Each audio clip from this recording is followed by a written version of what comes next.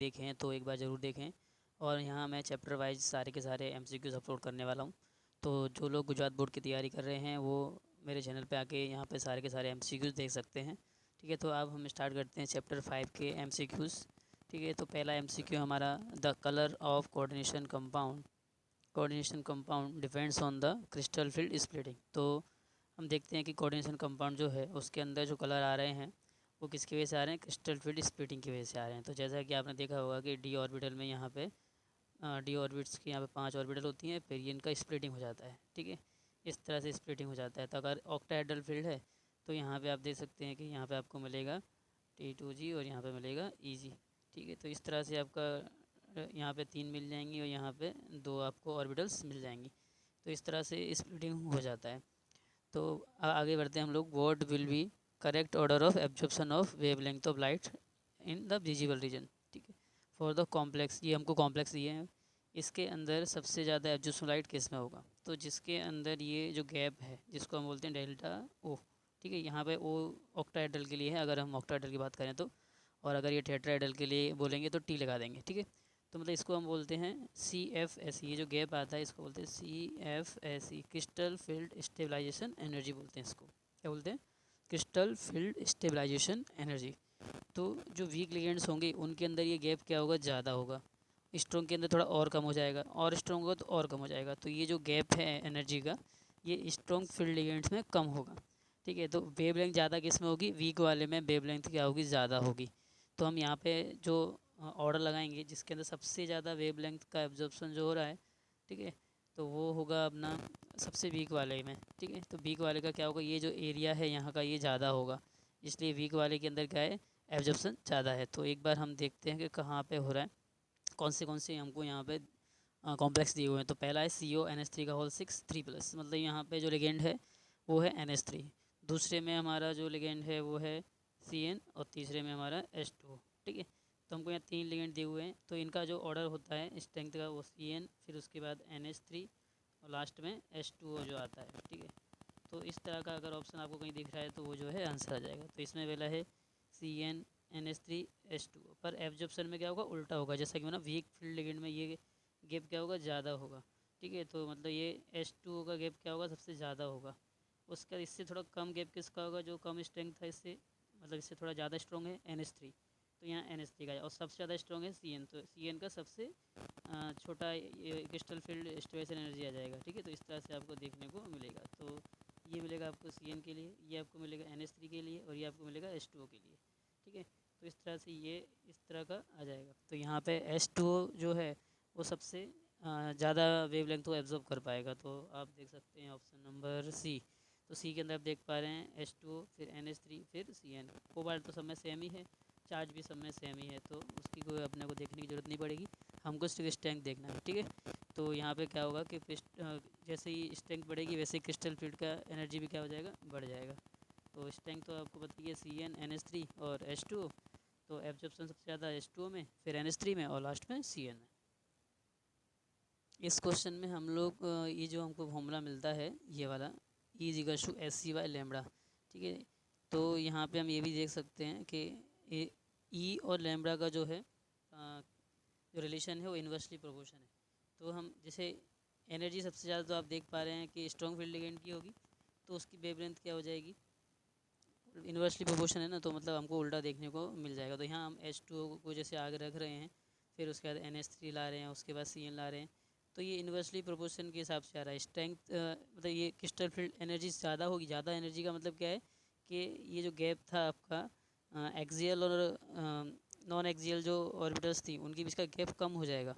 ठीक है, तो वो जो है वो स्ट्रॉन्ग फील्ड लिगेंड की वजह से हो रहा है, तो वो गैप कम होगा। ठीक है, तो इसके अंदर जो भी वेवलेंथ सबसे क्या हो जाएगी, कम आ जाएगी। तो क्योंकि एनर्जी ज़्यादा है तो वेवलेंथ क्या होगी, सबसे कम होगी। और वीक लिगेंड में क्या होगा, यही ज़्यादा बढ़ जाएगा, मतलब यहाँ पे एनर्जी कम है मतलब क्या हो जाएगा, वेवलेंथ ज़्यादा हो जाएगी। तो इन्वर्सली प्रोपोर्शन आ जाएगा आप अगर ये वाले फॉर्मूले के हिसाब से चलें, E=SC/λ के हिसाब से। तो हम दोनों तरीके से यहाँ पे देख सकते हैं। अब हमारा नेक्स्ट क्वेश्चन है क्वेश्चन नंबर 2। इसमें दिया है व्हेन 0.1 मोल COCl3 NH3 का whole 5 is treated with excess of AgNO3। तो मतलब हमने यहाँ पे देखा कि AgNO3 जो है उसको एक्सेस में लिया गया है और 0.1 मोल CuCl3 NH3 का होल 5 से ट्रीट कराया जा रहा है। ठीक है, तो हम मिल क्या रहा है, हमको AgCl मिल रहा है और वो भी कितना मिला है, 0.2 मोल मिल रहा है। ठीक है, तो इसके अंदर पूछा है कि the conductivity of solution will be correspond to, तो कंडक्टिविटी कितनी हो जाएगी। ठीक है, इसके हिसाब से तो यहाँ पे हम देख सकते हैं कि CuCl3 NH3 का होल 5 ये लिया और इससे बना क्या है, AgCl बना है।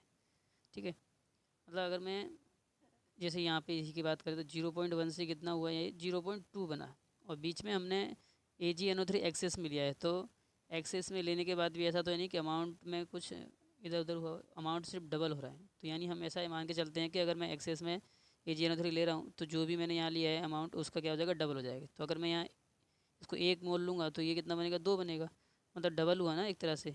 इन दोनों के बीच में रिलेशन क्या आ गया, यानी डबल का रिलेशन आ गया, 1 और 2 यानी 1:2। ठीक है, तो यहाँ पे 1:2 इलेक्ट्रोलाइट कंडक्टिविटी हमको देखने को मिलेगी। तो यहाँ ऑप्शन एक बार हम लोग देख लेते हैं कि हमको ऑप्शन में क्या क्या दिया हुआ है।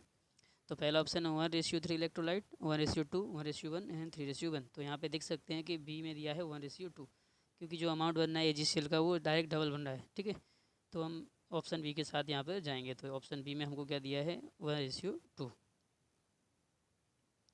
अब हमारा क्वेश्चन नंबर 3 है द करेक्ट IUPAC नेम। ठीक है, तो यहाँ पे हमको एक कंपाउंड दिया हुआ है। ठीक है, जिसको लिखा है PTNH3 का होल 2 Cl2। ठीक है, ये कंपाउंड है और ये कंपाउंड कैसा है, हमारा न्यूट्रल कंपाउंड है, मतलब कि उदासीन कंपाउंड है। हिंदी मीडियम हमारे देख रहे हैं तो ठीक है, तो यहाँ पे इस उदासीन कंपाउंड का आपको क्या करना है, नाम बताना है। तो जैसा कि हम देख पा रहे हैं यहाँ पे 2 लिगेंड दिए हमको। अब अल्फ़ाबेटिकल ऑर्डर में जाएँ तो पहले कौन से का नाम आएगा, इसका नाम आएगा, इसको हम क्या बोलते हैं, एमीन बोलते हैं। ठीक है, तो कितनी बार है, 2 बार है, तो हम यहाँ लिखेंगे डाई एमीन या एमाइन, डाई एमाइन। ठीक है, क्लोराइड यानी कितनी बार है, 2 बार है, तो इसको लिखेंगे डाई क्लोराइडो। क्या लिखेंगे, डाई क्लोराइडो। ठीक है, डाई क्लोराइड लिख दिया। उसके बाद हमारे पास क्या दिया है, प्लेटिनम। तो प्लेटिनम को तो प्लेटिनम ही लिखेंगे हम लोग। ठीक है, तो प्लेटिनम, अगर ये नेगेटिव आयन होता तो प्लेटिनम लिख करते थे। ठीक है, अब इसकी वैलेंसी देख लो कितनी है, तो उसको हम यहाँ ब्रैकेट में लिख देंगे। ठीक है, तो यहाँ पे इसका जो भी है जैसे प्लेटिनम को X लिख दिया, NH3 का 0 प्लस क्लोरीन का 2 - 1, ठीक है, बराबर 0। तो कितना आ जाएगा, 2 आ जाएगा। तो यहाँ पे मैं लिख देता हूँ 2। तो ऐसा ऑप्शन आपको दिख जाए ये वाला, वही आपका आंसर है। ठीक है, तो एक बार चेक कर लेते हैं आंसर क्या है इसका। यहाँ पे ऑप्शन में आप देख सकते हैं पहला ऑप्शन है डाईएमाइन डाईक्लोराइडो प्लेटिनम 2, तो यही आंसर आपको देखने को मिल जाएगा। ठीक है, तो यही हमने अभी सॉल्व किया, तो इसका आंसर है ए। अब हमारा अगला क्वेश्चन है क्वेश्चन नंबर 4। इसके अंदर दिया है the stabilization of coordination compound due to chelation. ठीक है, chelation is called the chelate effect. ठीक है, तो which of the following is the most stable complex. तो जिसके अंदर चिलेटिंग लिगेंड होगा, तो आपने पढ़ा हो चिलेटिंग लिगेंड। ठीक है, चिलेटिंग लिगेंड अगर इसमें प्रेजेंट है तो वही क्या हो जाएगा, इसमें से स्टेबल हो जाएगा। ठीक है, तो चिलेटिंग लिगेंड क्या होता है, जो सर्कुलर स्ट्रक्चर बना दे हमारा। ठीक है, जैसे कि चक्रीय आपने पढ़े होंगे, चक्रीय लिगेंड पढ़े होंगे। ठीक है, जिसको हम चिलेट भी बोलते हैं। तो इसके अंदर क्या होगा, जैसे आपका दिख रहा होगा यहाँ पे सी ऑप्शन में दिख रहा है आपको C2O4, ये जो है ये आपको क्या बनाएगा, ये चक्रीय स्ट्रक्चर बना देगा, सर्कल जैसा बना देगा। ठीक है, तो वो क्या हो जाएगा, उसके अंदर चिलेटिंग इफेक्ट देखने को मिलेगा और उस इफेक्ट की वजह से वो ज़्यादा स्टेबल होगा। तो यहाँ पे जिस कंपाउंड के अंदर चिलेटिंग लिगेंड मिलेगा वो ज़्यादा स्टेबल होगा। ठीक है, तो चिलेटिंग लिगेंड यहाँ पे आपके पास है C2O4। ठीक है, तो इसका आंसर क्या आएगा, सी आ जाएगा। अब हमारा अगला क्वेश्चन है indicate the complex ion which shows geometrical isomerism. तो हमको यहाँ पे जियोमेट्रिकल आइसोमेरिज्म बताना है। इसको हम हिंदी बोलते हैं भौमितिक ठीक है, भौमितिक समावयवता। ठीक है, समावयवता, समझे। तो अब इसमें से भौमितिक में हम जनरली क्या पढ़ते हैं, सिस और ट्रांस, मतलब जियोमेट्रिकल आइसोमेरिज्म में सिस और ट्रांस हमको बनाना है। तो सिस और ट्रांस जिसमें बनेंगे, जैसे इसमें नहीं बनेगा, इसमें भी नहीं बनेगा, इसमें भी नहीं बनेगा। एक Cl यहाँ पे तो दिया ही नहीं कुछ सिस और ट्रांस शो करने के लिए, यहाँ एक NC दिया है, NC को हम Cl में ले जा सकते हैं। तो कमेंट करके ज़रूर बताएं कि इसमें कौन सा आइसोमेरिज्म शो करेगा। ठीक है, अब हमारा ऑप्शन ये है, तो इसके अंदर आप देख सकते हैं Cr बता दिया हमने बीच में, हमारे पास H2 कितने 4। ठीक है, 1 2 3 4 और 2 Cl बता दिए, तो ये हमारा हो गया शेष। यानी एक तरफ तो हमारे क्या हो गए, H2 आ गए और एक तरफ मैंने क्या बता दिए Cl बता दिए, तो ये हमारा सिस फॉर्म हो गया। ट्रांस में क्या होगा, Cl को अपोजिट डायरेक्शन में रख दो, ये तो ये अपोजिट आ गए, ठीक है। इस H2 के अपोजिट में ये हो गया, ये वाले के अपोजिट में ये वाला हो जाएगा, तो ये क्या होगा ट्रांस हो गया। तो दूसरा वाला हमारा ट्रांस बन गया और पहला हमारा बन गया सिस। तो ये क्या है, जियोमेट्रिकल आइसोमेरिज्म। जो नेक्स्ट क्वेश्चन है हमारा क्वेश्चन नंबर 6।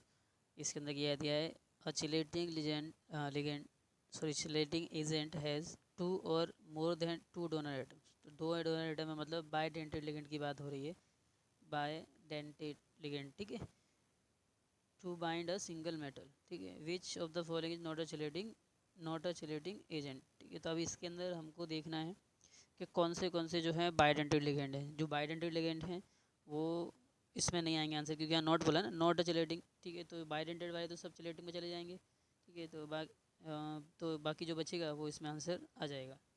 तो यहाँ पे देख सकते हैं आप कौन से यहाँ पे, ये है थायोसल्फेटो, ये हमारा है मोनोडेंटेड ऑक्सिलेटो डाई, ग्लाइसिनेटो डाई, और इथेन 1,2 डाइमन, ये भी डाई यानी बायडेंटेड लिगेंड, ठीक है। तो ये भी बायडेंटेड, ये भी बाय, ये भी बाय, बचा H2O3 मतलब थायोसल्फेटो, ठीक है। तो थायोसल्फेट जो है ये कैसा होता है, मोनोडेंटेड लिगेंड होता है। तो इसके अंदर ये जो है चिलेटिंग एजेंट की तरह काम नहीं करेगा, तो आंसर क्या आ जाएगा, ए आ जाएगा, क्योंकि यहाँ पूछा नॉट, ठीक है, नॉट चिलेटिंग एजेंट, तो आंसर आ जाएगा हमारा ए। अब हमारा नेक्स्ट क्वेश्चन है क्वेश्चन नंबर 7। तो इसमें पूछा है which of the following species is not expected to be a ligand. तो इसमें से लिगेंड की तरह कौन सा काम नहीं करता है, ठीक है। तो ये हमारा लिगेंड है NH4 है, यहाँ पे अगर NH3 होता तो ये लिगेंड की तरह काम करता, ठीक है। तो ये ऑप्शन नहीं आएगा। आगे कौन से और ऑप्शन है हमारे पास, हाँ यहाँ पे हमारे पास है, ये है अपने पास इथेन 1,2 डाइमन, तो ये तो है ही बाइडेंटेड लिगेंड, CO कार्बन, ये भी है, ठीक है। तो हमारा आंसर क्या आ जाएगा, बी, ठीक है। तो ये आंसर आ गया। इसकी जगह अगर NH3 होता तो ये भी सही हो जाता, ठीक है। तो NH4+ दिया हुआ है, तो ये हमारा लिगेंड की तरह काम नहीं करेगा। नेक्स्ट जो हमारा क्वेश्चन है उसके अंदर हम देख सकते हैं क्वेश्चन नंबर 8। इसके अंदर हमको दिया हुआ है, क्या दिया है, हाँ कहाँ गया, ठीक। तो इसमें पूछा है which of the following options are correct for FeCN6 का CN3- कॉम्प्लेक्स। तो ये हमको कॉम्प्लेक्स दिया हुआ है। ऑप्शन में हमको हाइब्रिडाइजेशन दिया है 2 में, और 2 में दिया है हमको मैग्नेटिक प्रॉपर्टी, ठीक है। तो हमें एक हाइब्रिडाइजेशन भी निकालना पड़ेगा, और उसके बाद इलेक्ट्रॉन पेयरिंग है या अनपेयरिंग है, उसके हिसाब से हम इसका बिहेवियर बता सकते हैं, ठीक है। तो हमारे पास आयरन दिया है Fe, ठीक है, 26 नंबर पे आता है। इसका जो इलेक्ट्रॉनिक कॉन्फ़िगरेशन वो क्या होता है, 4s2 3d6, ठीक है, 26 नंबर पे है ना। तो ये 18, यहाँ 2 20 और ये 2 6 गो 26, ठीक है, ये जनरल मिलेगा हमको। अब ये 3- लगा हुआ है, तो Fe यहाँ पे किसमें 3+ में है, ऐसा हम देख सकते हैं। यहाँ पे हमको दिया है FeCN का होल 6 दिया है, ऊपर 3- लगा हुआ है, ठीक है। Cn होता है -1, तो हो गया -6, सामने गया तो +6 में से 3 हटाएंगे, ठीक है। तो यहाँ पे मतलब सिंपली जो मैं बोल रहा हूँ वो ऑक्सीडेशन नंबर निकाल रहा हूँ, तो Fe का यहाँ ऑक्सीडेशन नंबर आ जाएगा +3, ठीक है। तो यहाँ मैं लिखूँगा Fe3+ के लिए, Fe3+ के लिए जब यहाँ पे मैं लिखूँगा तो 2 तो यहाँ से कट जाएंगे, 1 यहाँ से कट जाएगा, ठीक है। तो हमारा बचेगा कि 3D में 5 बचेंगे, कितने 5 इलेक्ट्रॉन्स बचेंगे 3D में, ठीक है। और हमारे पास लिगेंड है स्ट्रॉन्ग। अभी आगे करते हैं हम लोग, 3D 5 है तो D ऑर्बिटल्स बना लो, 1 2 3 4, यहाँ पे 1 2 3 4 और ये 5। कंपाउंड हमको दिया है FeCN का होल 6, ठीक है, और इसके ऊपर लिखा है 3 हमारे पास माइनस, ठीक है। तो अब यहाँ पे जो है CN क्या है, स्ट्रॉन्ग फील्ड लिगेंड है, स्ट्रॉन्ग फील्ड लिगेंड है, इसका मतलब क्या होगा, पेयरिंग देखने को मिलेगी। तो इसमें जब पेयरिंग दिखाओगे तो पेयरिंग दिखाओ 1 2 3 4, 1 2 3 4 और ये 5 के 5 यहीं आ जाएंगे, मतलब ये 2 हो गए खाली, ठीक है। तो यहाँ से हम भरना स्टार्ट करेंगे, तो ऊपर ले चलो थोड़ा और, ठीक है। तो ये हमारा क्या है, ये हमारा D का है ना, तो 4D, ठीक है। इसके बाद आगे हम S का और P में भर देंगे, ठीक है ना, ठीक है। 4P और 4S इनमें हमको भरना है, तो ये हमारा हो जाएगा D 1 2 3 4, ये S और ये P के 3 1 2, ठीक है। तो यहाँ तो हमने देखा कि ये ऊपर हम भर चुके हैं 5 ऑलरेडी यहाँ पे, ठीक है। अभी इसके 2 आ जाएंगे, क्योंकि हमारे पास CN कितने 6, तो 1 यहाँ 1 यहाँ 2 3 4 5, ठीक है, 5 6 6 है ना हमारे पास। तो ये D2, तो आगे थोड़ा ऊपर और ले लेते हैं इसको।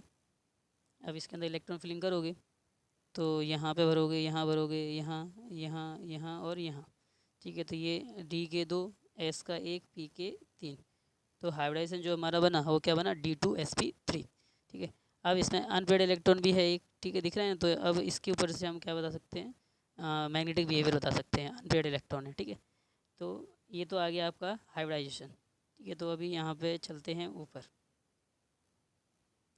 तो यहाँ पे आपको दिया हुआ है D2sp3 ऑप्शन ए में, तो ऑप्शन ए हो गया करेक्ट, ठीक है। अब अनपेड इलेक्ट्रॉन था, तो अनपेड इलेक्ट्रॉन का मतलब क्या होता है, पैरामैग्नेटिज्म, ठीक है।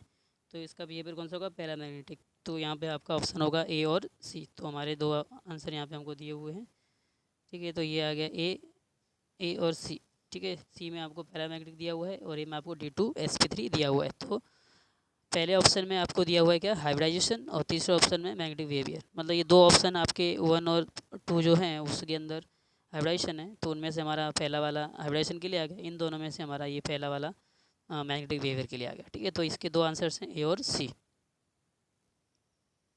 अब हमारा नेक्स्ट क्वेश्चन है question number 9, identify the optically active compound, ठीक है। तो इसमें से ऑप्टिकली एक्टिव कंपाउंड हमको बताना है। तो पहला देखते हैं COEN का होल थ्राइस, ठीक है। तो ये ऐसा बनता है हमारा, यहाँ पे आप EN लगा सकते हो, यहाँ लगा सकते हो और यहाँ लगा सकते हो EN, और थोड़ा थोड़ा इनको रोटेट कर दो, मिरर इमेज जब बनाएंगे हम इसकी, ठीक है। तो थोड़ा यहाँ रोटेट कर दो, इसको थोड़ा यहाँ कर दो और इसको थोड़ा इधर कर दो। तो इस तरह से जो कंपाउंड होगा हम थोड़ा सा इस तरह से बना पाएंगे। EN, यहाँ पे हमारा CO, ठीक है। इसको भी थोड़ा रोटेट किया तो यहाँ आ गया, और इसको थोड़ा गया तो यहाँ आ गया, ठीक है। थोड़ा रोटेट करने के बाद में तो ये तो ऑप्टिकली एक्टिव कंपाउंड है, ठीक है। तो आगे कौन सा है हमारा, आगे है ट्रांस। तो ट्रांस जो है नहीं शो करेगा, यहाँ ये सिमेट्री में आ जाएगा। फिर सी ऑप्शन है हमारा COEN का होल थ्राइस, तो इसमें भी आप देख सकते हैं EN आ गया है यहाँ पे, ठीक है। तो इसी तरह से हम दूसरे वाले को भी बना के कर सकते हैं इसके अंदर भी, ठीक है। तो ये भी ऑप्टिकली एक्टिव होगा, ये जो है नहीं होगा, यहाँ पे सिमेट्री बन जाएगी आपकी NH3 की वजह से, ठीक है। तो यहाँ पे आपका आंसर ए और सी दोनों आंसर होंगे, ठीक है। तो ये वाला तो आप देख सकते हैं ये बुक के अंदर है, ठीक है। तो दूसरा वाला, ये वाला भी एक बार बना के देख लेते हैं। कोबाल्ट है और 2 EN है, 2 Cl है। Cl एक यहाँ बना लो, एक यहाँ बना लो, EN एक यहाँ बना लो और एक यहाँ बना लो, ठीक है। थोड़ा थोड़ा रोटेट कर दो इसको, इसको इधर, इसको इधर और इसको इधर, तो यहाँ मिरर इमेज में क्या हो जाएगा, थोड़ा चेंज हो जाएगा, ठीक है। तो यहाँ पे हमारा ए और सी क्या हो जाएगा, ऑप्टिकली एक्टिव कंपाउंड्स हो जाएंगे। अब नेक्स्ट क्वेश्चन है हमारा, विच ऑफ द फॉलोइंग कॉम्प्लेक्स हो लिंकेज आइसोमेरिज्म। तो लिंकेज के लिए आपको पता होना चाहिए कि लिंकेज आइसोमेरिज्म के लिए बाइडेंटेड लिगेंड होने जरूरी है, ठीक है। बाइडेंटेड लिगेंड अगर होंगे तो लिंकेज आइसोमेरिज्म शो करेंगे। तो लिंकेज में आप देख सकते हैं इसमें पहले में NH3 नहीं, NH3 जो है बाइडेंटेड नहीं है, NO2 हाँ है, ठीक है। तो ये करेगा। COH2 दोनों ही नहीं है, SCN NH3 तो नहीं है लेकिन SCN है, ठीक है। थायोसाइनाइड है तो ये तो करेगा शो, इसके अंदर नहीं है। तो हमारा आंसर सी वाला आ गया और आ गया ए, ठीक है। तो इसका आंसर होगा ए एंड सी। तो अभी हम चैप्टर 5 तक पहुंच गए हैं। तो सभी लोग एक बार सारे के सारे वीडियोस एक बार देख के रिवाइज़ कर लेना, और ये इंपॉर्टेंट MCQs हैं तो इनको करके ही जाना है आपको। नेक्स्ट टाइम जब हम मिलेंगे तो हम चैप्टर 6 स्टार्ट करेंगे, तो यानी बुक 2 आने वाली है। तो बुक 1 के सारे MCQs हमारे हो चुके हैं। ये DO के जो पहले 100 MCQs हैं वो मैं पहले सॉल्व करा रहा हूँ, उसके बाद इसके अंदर 2 पेपर दिए हुए हैं वो भी मैं सॉल्व करूँगा, ठीक है। तो उसके भी 50-50 MCQ दिए हुए हैं, उनका भी नंबर आएगा, ठीक है। तो फिर उनको भी डालूंगा। तो आप खाली मुझसे कनेक्ट रहना और रेगुलर वीडियोस देखते रहना, ठीक है। तब तक के लिए गुड बाय।